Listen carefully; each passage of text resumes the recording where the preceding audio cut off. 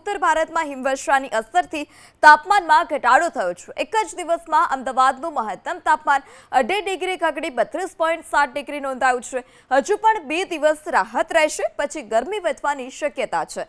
સોમવારે અમદાવાદનું મહત્તમ તાપમાન 35 ડિગ્રી અને લઘુત્તમ તાપમાન 20.6 ડિગ્રી નોંધાયું, પરંતુ ઠંડા પવનને કારણે અમદાવાદનું મહત્તમ તાપમાન સામાન્યથી 1 ડિગ્રી અને સોમવાર કરતાં 2.3 ડિગ્રી ઘટી 32.7 ડિગ્રી નોંધાયું છે, પરંતુ લઘુત્તમ તાપમાન 1.1 ડિગ્રી વધી 21.5 ડિગ્રી રહ્યું। ઠંડા પવનોની અસરથી રાજ્યના મોટાભાગના શહેરોમાં તાપમાનનો પારો ગગડ્યો છે।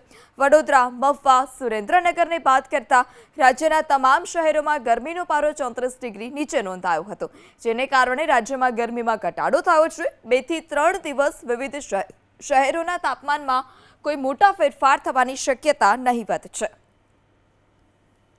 ઉત્તર ભારતમાં થયેલી હિમવર્ષાના કારણે અમદાવાદ શહેરમાં વહેલી સવારથી જ તેજ પવનો છે તે ફૂંકાઈ રહ્યા છે। ખાસ કરીને જે શહેરમાં છે તે 18 કિલોમીટરની ઝડપે અત્યારે પવનો ફૂંકાઈ રહ્યા છે, તેને લઈને તાપમાનમાં પણ 2.5 ડિગ્રી જેટલું તાપમાન છે તે ઘટી ગયું છે। જોકે 15 થી 18 કિલોમીટરની ઝડપે આ પવન ફૂંકાઈ રહ્યા છે, જેને લઈને મહત્તમ તાપમાન તેમજ લઘુત્તમ તાપમાનમાં પણ ઘટાડો થયો છે અને લોકોને ઠંડા પવનોના કારણે રાજ્યમાં મોટાભાગના શહેરોમાં તાપમાનમાં પણ ઘટાડો નોંધાયો છે।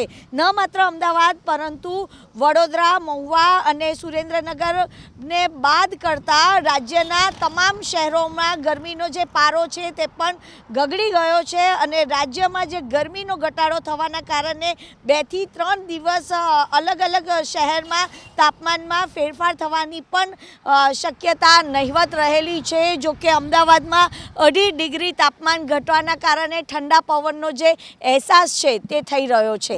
કેમેરામેન પ્રદીપસિંહ સાથે રાજલ બારોટ, ABP અસ્મિતા, અમદાવાદ।